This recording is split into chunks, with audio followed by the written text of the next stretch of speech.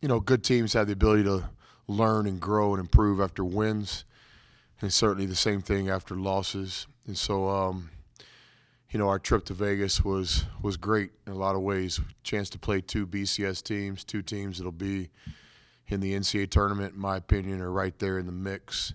A really good Big Ten team and a really good Big East team. So, we again feel like we have enough talent and feel like that we're doing enough good things to deserve victory. What we got to do is find consistency and try to eliminate mistakes. And, victory is going to favor the more aggressive team. Certainly in the second half of both games, when we're playing in deficit mode, we got really aggressive. So lots of positives there, especially with a young team and multiple freshmen on the floor at the same time. But victory also favors the team that makes the fewest mistakes. And it's hard to do, right? I mean, how can I be aggressive and be disciplined enough not to make mistakes? This is BCS basketball, and that's what you have to do. It's a challenge for us because we're a new team. It's a challenge for us because we have young players, but no excuse culture. We got to get it figured out. So, we're right there. We basically, in my mind, we're in 2 one-possession games. In the Iowa game, we fight back. If we get the defensive rebound with about a minute and a half left, we had the momentum. I think we've got a chance to win that game. We're one play away from being right there. And then certainly in the Creighton game, whether it be the play at the end of the game where we feel like Morrow got fouled, or whether it be the block out that got us to that point, or even in the overtime, when you find yourselves in those one-possession games, you just got to be aggressive yet mistake-free to get it done. So this is where we are as a team. We're just trying to learn and grow. In terms of that aggressiveness, I guess how much have you kind of told the guys that sometimes you kind of have to get to that free throw line a little bit more compared to maybe settling for those 3-pointers early on in that game, and that it seemed to be something that you were talking about to try and figure out that identity? Yeah, we definitely don't want to settle, and I really didn't think we did. I think we got to the free throw line maybe more than Creighton and competitive against Iowa. Certainly a big part of our offense to try to create great shots. Whenever you get a green light shooter to get a shot, then we're going to take that all the time, unless we're just in the last couple minutes trying to protect the lead or trying to figure out a way to win.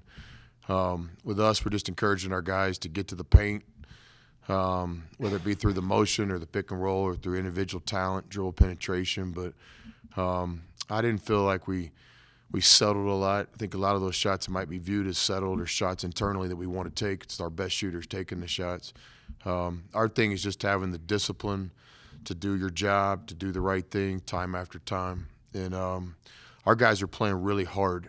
Make sure that I set the tone today and you guys hear me clearly. I love this team. These guys are trying really hard.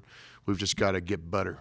But we're no different than a lot of teams in the country. We lost 2 one-possession games. Just got to keep putting ourselves back in that neighborhood, and figure out a way to win these things. Last one for me, I guess, with TJ, how big of a challenge is it going to be for him to kind of go against the Reed kid where he's got a double-double? Obviously, it's going to be a big kind of a matchup for him going into this game. Yeah, I'm not even sure if that'll be the matchup yet, but certainly it's team basketball. So DePaul has some really talented players, a couple future NBA guys, in my opinion. It's nice to see Big 12 player Charlie Moore getting a chance to play. Wish the NCAA would let all the players play that way instead of picking and choosing which guys get to play. But that's not my job. But I am happy for Charlie. I'm happy for all the guys around the country that got the waiver. It makes our sport better when the best players can play. Just a little bit frustrated on our end that all the players don't get that. But DePaul has really good players, and we're going to have to play team defense. It's not going to be a matchup type game. It's going to be which team plays the best. Coach, you know the status of Jemias heading into the DePaul game. Yeah, we're dealing with a hamstring, basically injury. In my mind, really, really bad bruise, but they've got a bunch of medical terms that go into it that I can't understand. But he's literally day to day. It's not coach's speech. I promise you guys on this one. Might be a little bit sly from time to time and try to get one by you, but not on this one. He's working really hard in the training room. And when he feels like he can practice, he'll practice. And when he's cleared 100% to playing games, he'll play. Whether that'll happen against DePaul, I don't know, but it is possible. not making excuses for the game against Creighton, but was that part of it as well? I mean, he seems like one of the more aggressive players trying to get a shot off, and not having him in that first half, kind of you guys were trying to figure out what the offense was doing. Yeah, for sure. I mean, Jemias is one of our best players. I think he's our leading scorer right now in this early season. So to go play Big East Creighton without one of your best players, of course, that's a challenge. But again, no excuse culture, next man up mentality. I was really proud. Played that game in overtime. You're literally one decision away, one better play, one mistake eliminated, one aggressive play away from winning. This is where we're at, and this is basketball. If we make two plays, then we're sitting here, we're advancing into an undefeated season, and everybody's having parties and knocking piñatas in the parking lot. But you come up a little short in possession games, and it's like, man, is the sun going to come up tomorrow? So my message to our young team, especially our freshmen, is yes, the sun's coming up tomorrow, and we're doing really well. Proud of you guys. The expectations here are going to be to win every game, and we've worked really hard to build those expectations. Those expectations weren't here when we got to Lubbock 4 years ago. They were created and built by our players, and so we're glad we're in the world we're at. We're glad that it's not pleasing when we lose a close game to a good team. We welcome that. We're proud of building the program that has these expectations. But on the other end, you got to understand you just got to stay the course. This is what BCS basketball is. You got to put yourself in these situations time and time again, and you have to learn how to win a close game. But I love our guys. They're trying really hard. They're playing for each other. The effort is there. The heart is there. The caring is there. The preparation is there. We just got to play better.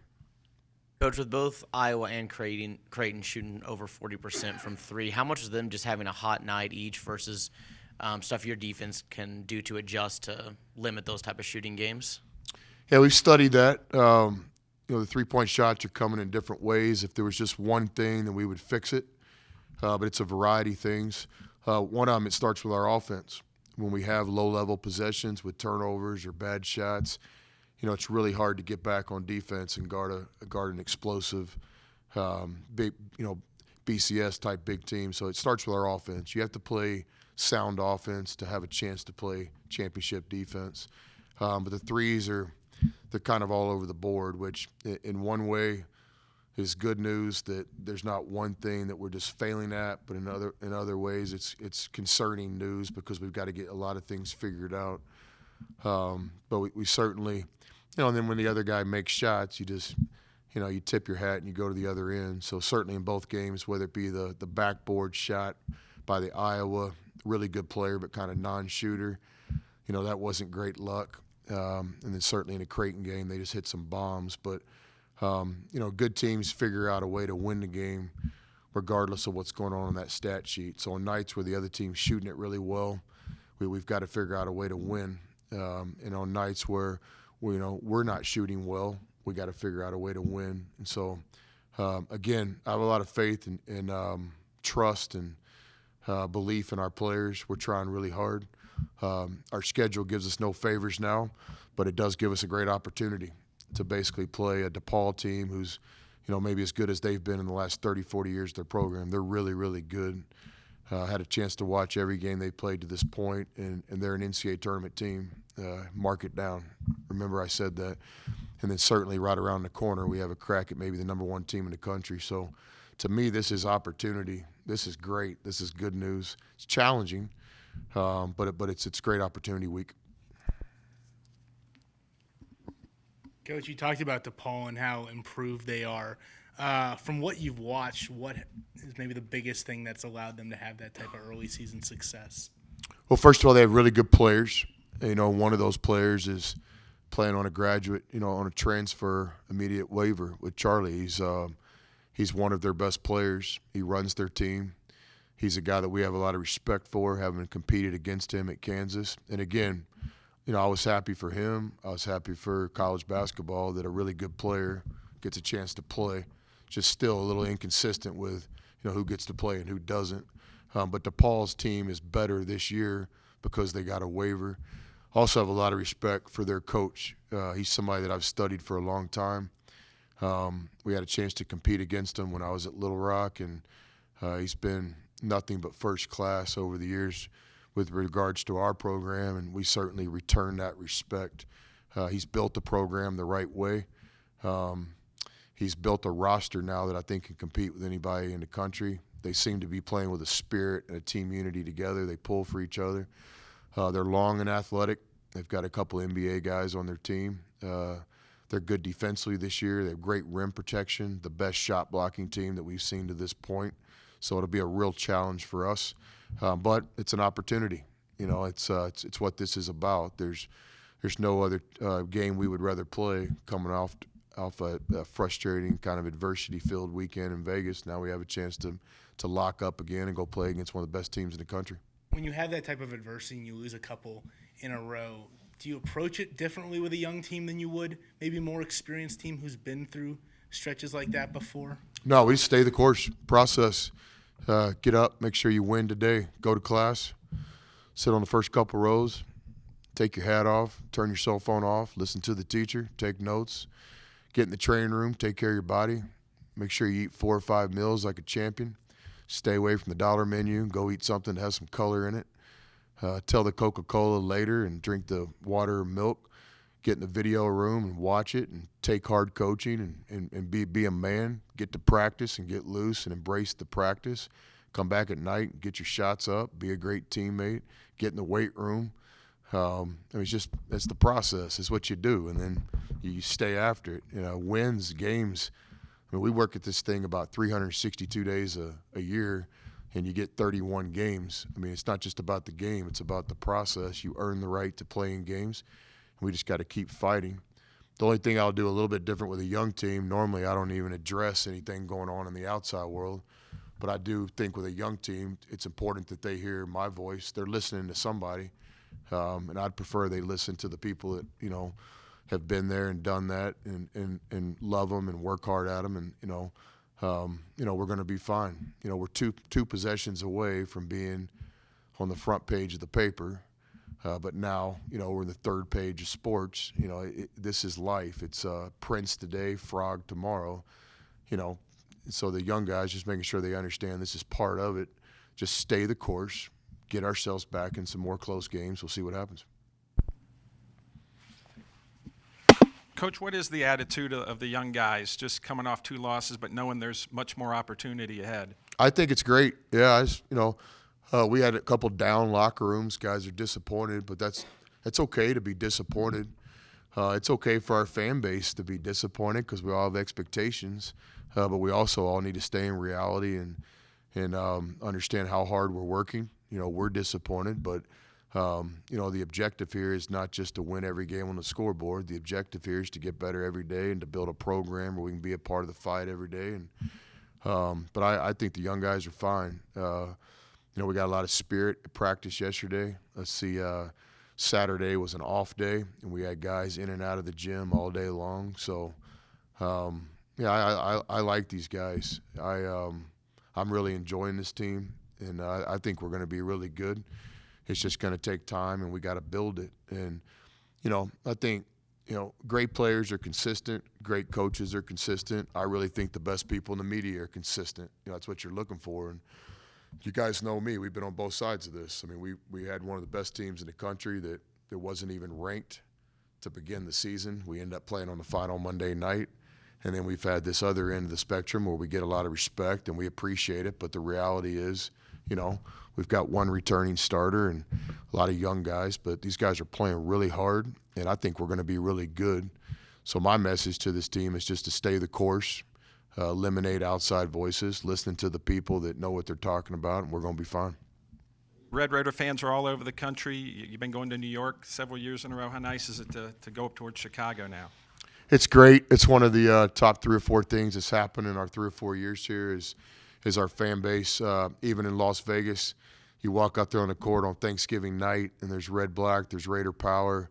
I'm so appreciative.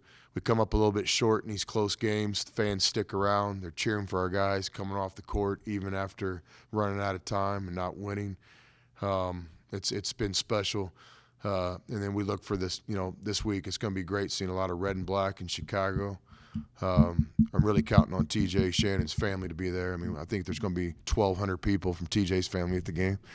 And so then to go to New York a few days later, no, it's been cool. Never gets tiresome to say once again, thank you to our fans. Thank you for our loyal supporters. And my message would be just, stay with this young team. We're going to be really good. It's going to take some time for us to get at our peak level, but the guys are trying really hard. The internal culture is there. I mean, we got a chance to be good this year. With TJ Holyfield only taking, I think, one shot against Creighton, is that a confidence thing for him, or is he just trying to affect the game in other ways? Well, I mean, first of all, it's the other coach, scouting reports, things like this, and foul trouble did not allow TJ to play the minutes that we need him to play, or that he wants to play, or he needs to play for our team. But I think he might have took more shots than anybody on our team against Iowa. So it's a team sport.